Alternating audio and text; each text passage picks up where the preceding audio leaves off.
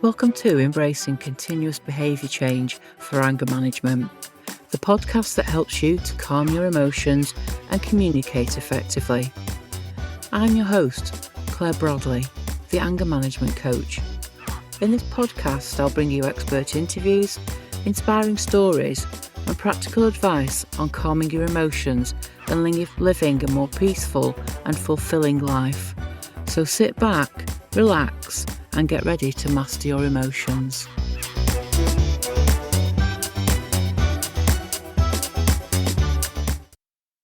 Okay, so good evening and welcome to another podcast. I'm your host, Claire Bradley, and as always, I have a guest with me this evening. And today we have Meg Hall, who is joining us from Denver in Colorado. Did I get that right? Mm-hmm. Correct. Thank you. Thank you so much for joining us, Meg. Thank you for having me. Would you very kindly tell our listeners, or introduce yourself, in fact? Okay. So as Claire said, I'm Meg Hall. I live in Denver, Colorado currently, and I am a nurse by trade and have been in nursing and healthcare leadership for about 40 years. And recently did a semi-retirement, and I've moved into doing transformational leadership and life coaching. And then I also continue to do healthcare consulting. And then I'm in the process of um, doing some energy healing learning.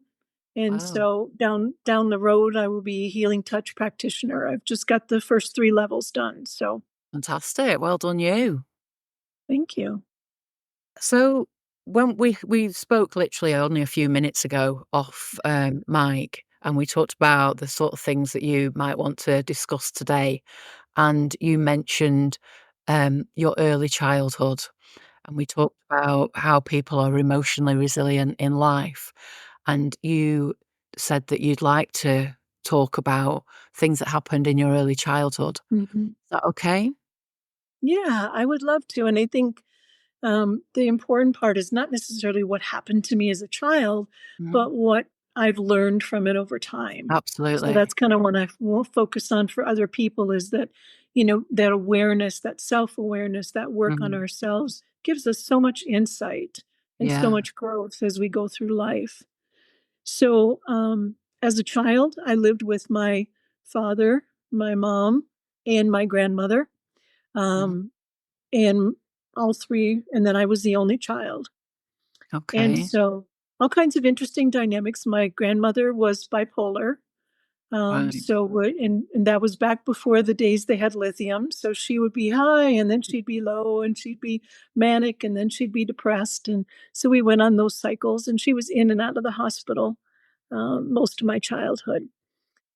My father had a lot of issues with rage and emotional control.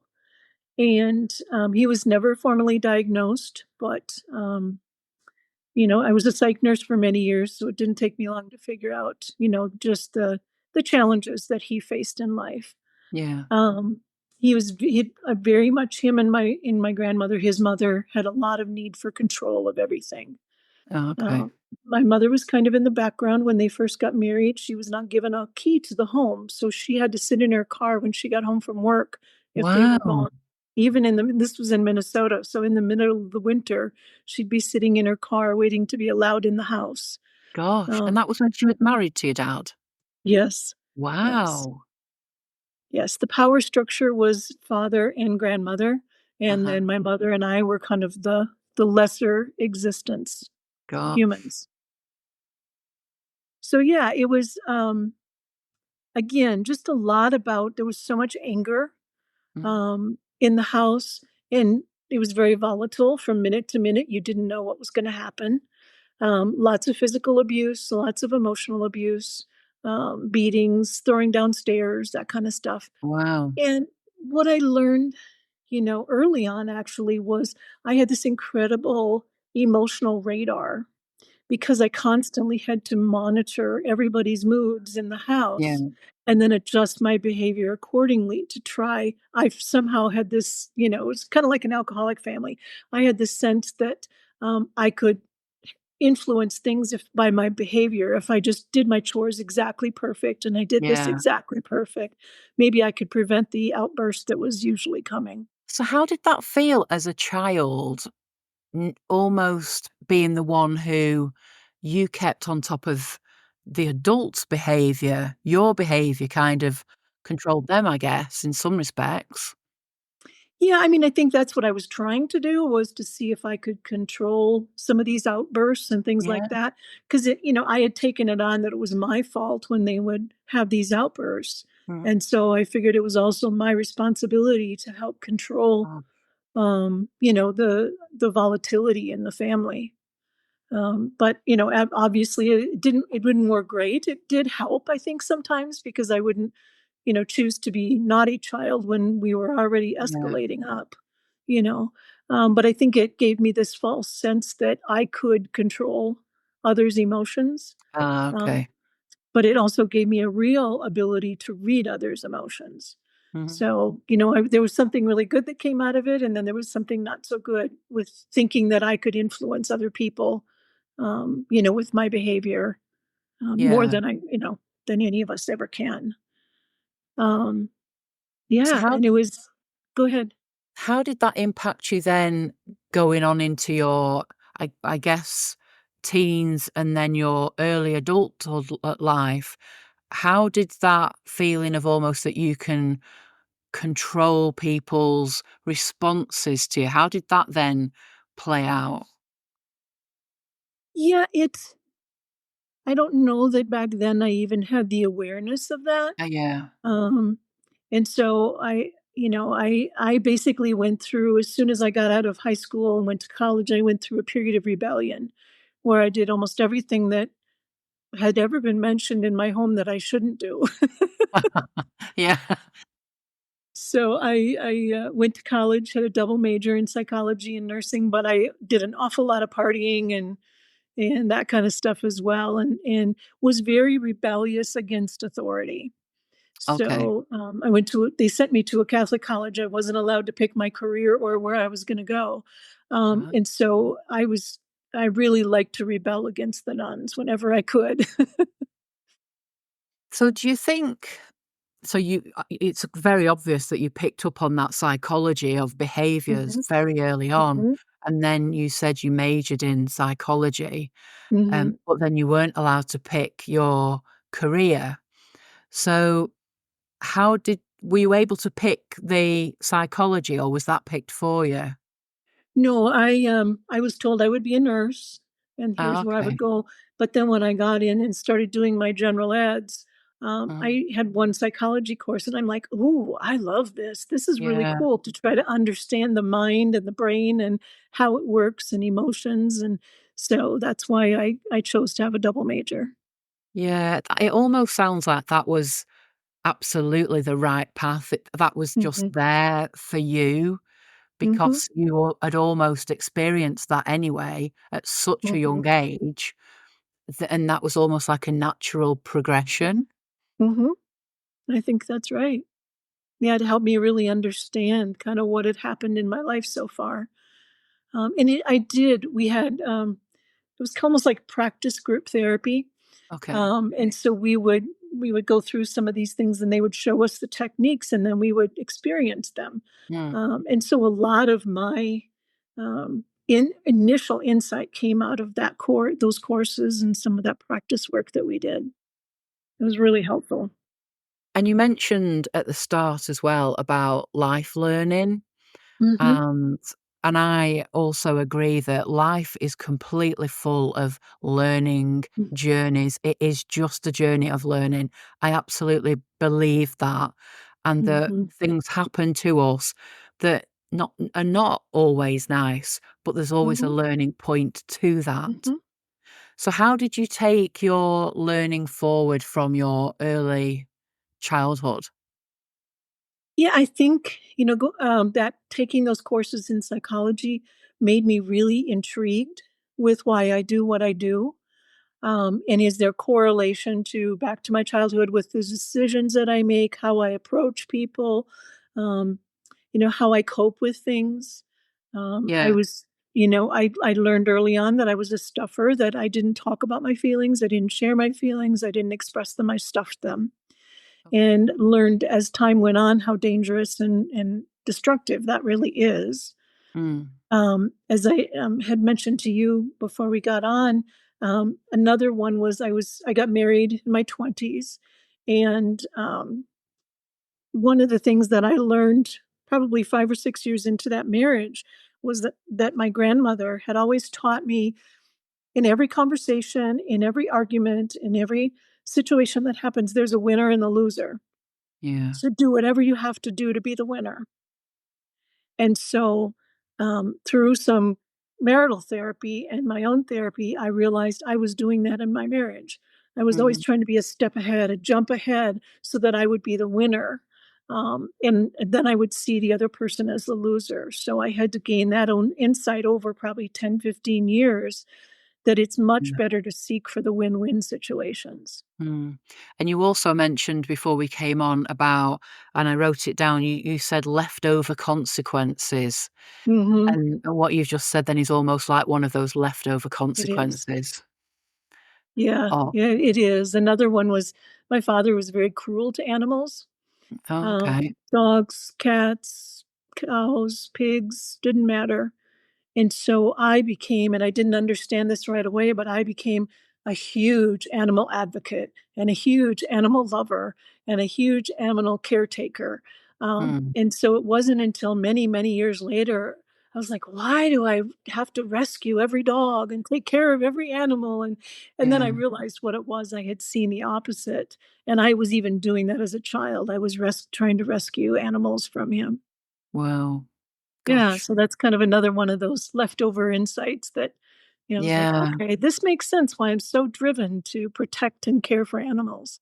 And you continued to be driven because in your nursing career, you've gone on Mhm. to go to do amazing things. Tell us more about your nursing career and where that's taken you. Mhm. Yeah, I'm so fortunate. I've had just a fabulous career. Some of it, of course, was just by chance, and some of it was by design. I started off in psychiatry. No one's surprised at that. Did that for the first 15 years of my career, but also got kind of into leadership as well. I worked a lot with teenagers and with adults on, depression, trauma recovery, managing psychosis, teaching basically um, coping skills and ways to learn and survive from who you are and what you've been through. So I really enjoyed that. I worked a lot in chemical dependency, and that was very insightful for me. I really enjoyed that as well, and then moved into manager and program director in different areas, and then did a complete pivot.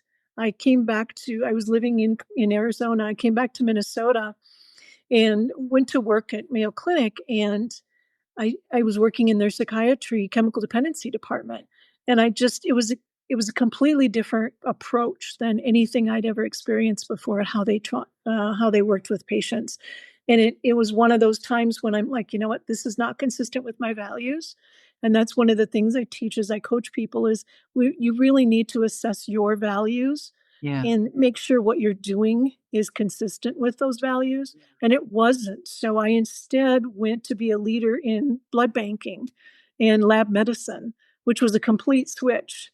Yeah. But the good thing about that is I'd always been a very creative person and I love to do processing and talking and that kind of stuff. I wasn't as much into the detail. Mhm. And so this particular job, they had to follow manufacturing guidelines and all that.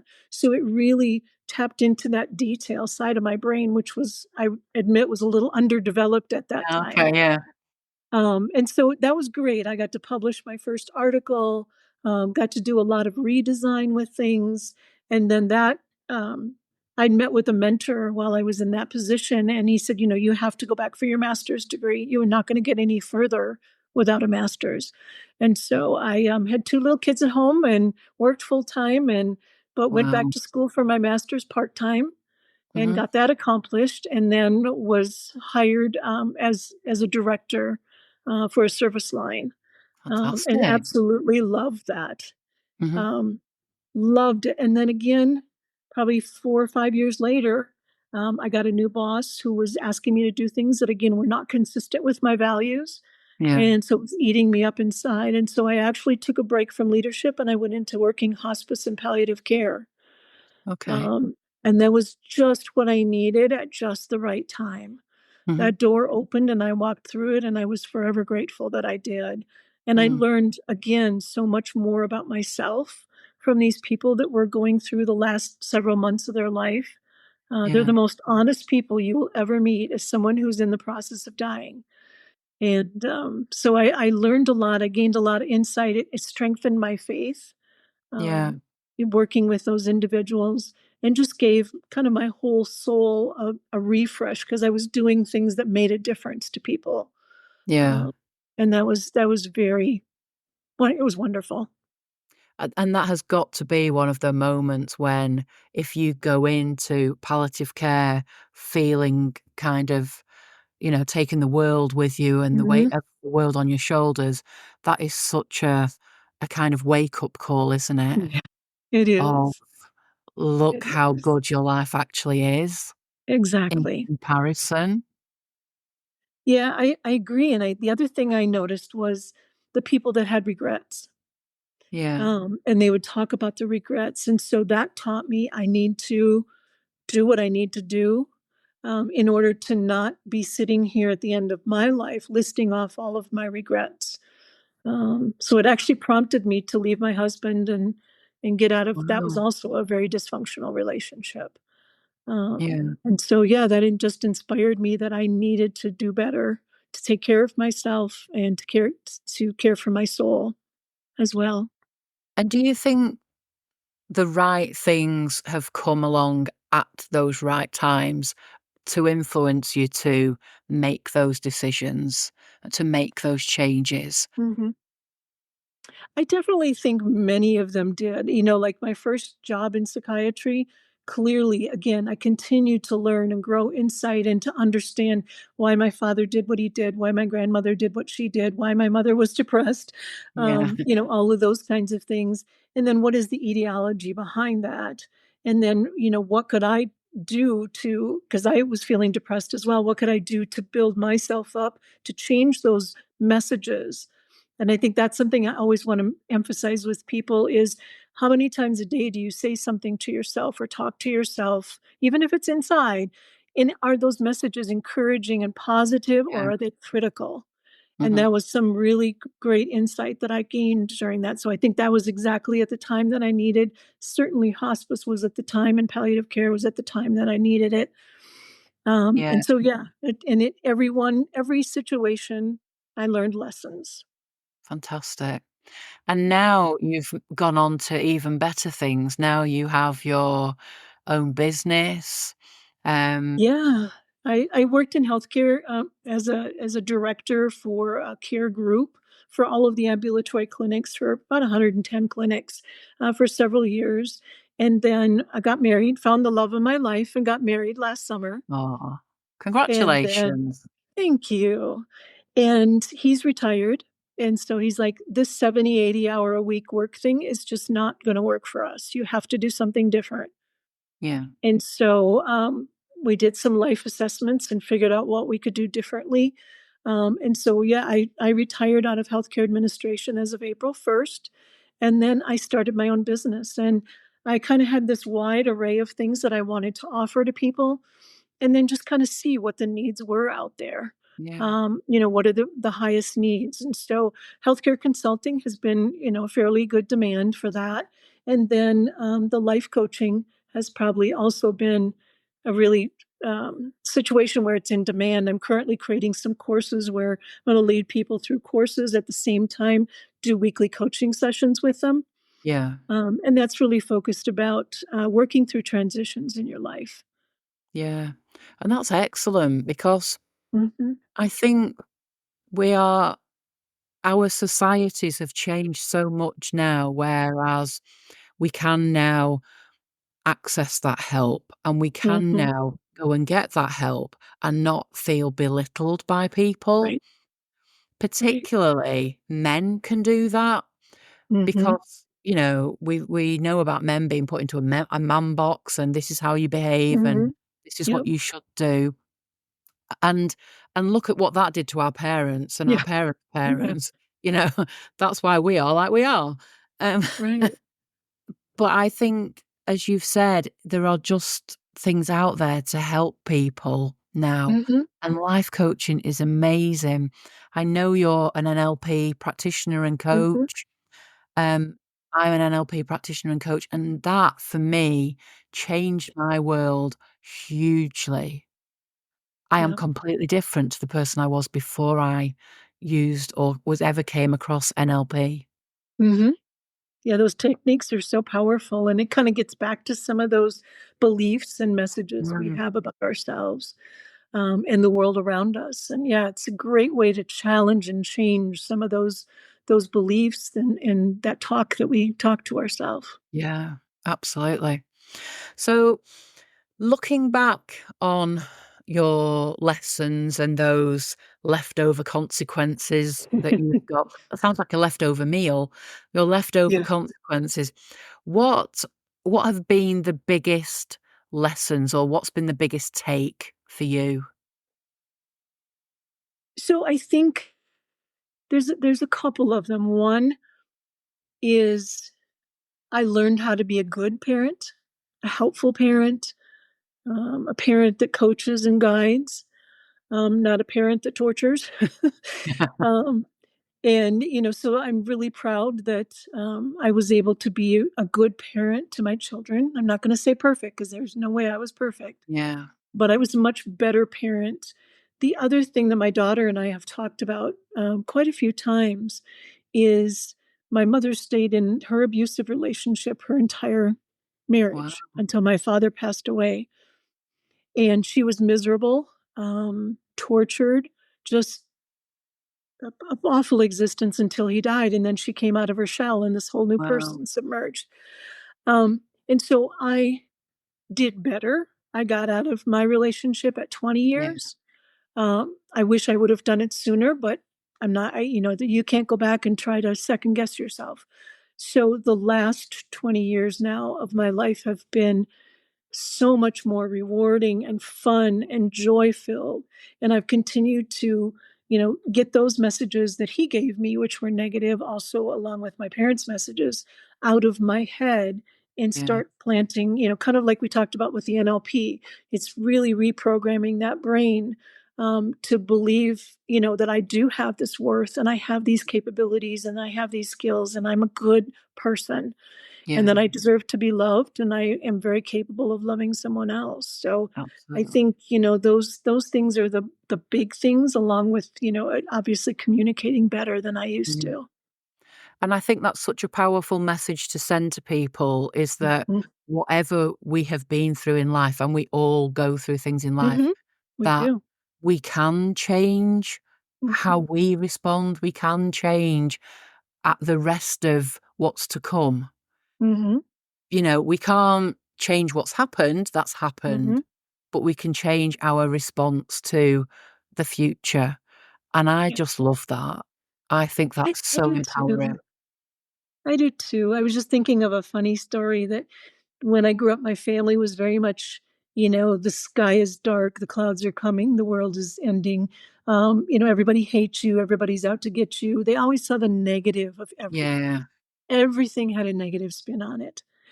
And so when I first became an adult, I had a negative spin on it. And then as I continued to grow, I remember being a leader, a manager in one of the healthcare sites that I was, and I was telling my employees that they were getting a raise, which is great news, right? yeah. And this one employee came in and I told her about her raise, and she said, "Whatever, Uncle Sam's going to take it anyway. It doesn't matter." And I said, "Oh, I'm so sorry you feel like that. This is a thank you kind of from the organization for all that you've given and all the work that you do." And she said, that's really one thing that irritates me about you. You're so positive. She said, "You literally make me nauseous sometimes how Oh, positive you are." And the interesting thing was she was probably in her 40s. By 50, she had died of cancer. wow. And, I always struggle within me of, was all that negative energy that she was putting Yeah. out and carrying around in herself, did that even make her more likely to either get cancer or to not do well with cancer treatment? It's I don't almost like a know, but rot inside, isn't it? yeah, it just makes you wonder because, the people that are in my circle are generally pretty positive people. Yeah. And any of us can get sick. I had cancer several years ago, Oh, I'm sorry. and came out cancer free. I mean, I caught it early and it was good. Um, and my husband's had 2 rounds of cancer and he's now cancer free as well. So, I think that there's just something about how you perceive the world and how you perceive yourself, that is so important, and that energy that you put out there into what comes back to you. Absolutely. I completely agree. Yeah. And it's so important to be able to change your state so Mhm. that when we are feeling down or life's not good, to know that just by even standing up, putting some music on, Mhm. I have a stupid hat that I put on. It's here. I'll put my stupid hat on for you. There you go. There we go. It's my happy hat. And I know I look stupid in it, but that makes me smile, that I Yeah. don't care. And it's just those small things, putting music on loud, dancing to it, putting a stupid hat on, putting a scented candle, and That's it. suddenly I've changed that negativeness to I'm happy and I'm enjoying it. And it is that easy. Yeah, you are so right with that, and I think the other thing that goes hand in hand with that is giving ourselves a little bit of grace. Yeah. During COVID, working in healthcare, that was really a theme that we had, was give ourselves a little bit of grace.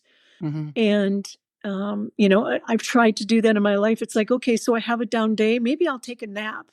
And when I Yeah. get up from my nap, I'm going to feel better. And sure enough, I take a nap and I wake up and I do feel better. And I know tomorrow's going to be a better day. And so I could easily have gone the other way and gone, you know what? I feel like crap. I'm just going to go to bed and I'm going to stay in bed. Yeah. But instead, I choose to give myself grace of giving myself a little nap and Mhm. then get up and go on with my day. Yeah. I agree. I think that's very important to just Mhm. acknowledge it. Yep. Acknowledge it, let it happen for a little while and move Yep. on. Meg, I've absolutely enjoyed our chat. I How have can too. people contact you if they want to know more about your business, what you can do to help them? Where can they find you? So you can find me in a couple places. One, I have a LinkedIn page that's First Quality Consulting. So you're welcome to go there. And that's really kind of designed more for those that are looking for healthcare consulting or leadership coaching. But then I have a web page, which is www.firstqualityconsulting.com. And on there, I've got the different segments of healthcare coach or healthcare consulting, leadership coaching, and life coaching. And then future to come will be some holistic healing work that I'm doing. Fantastic.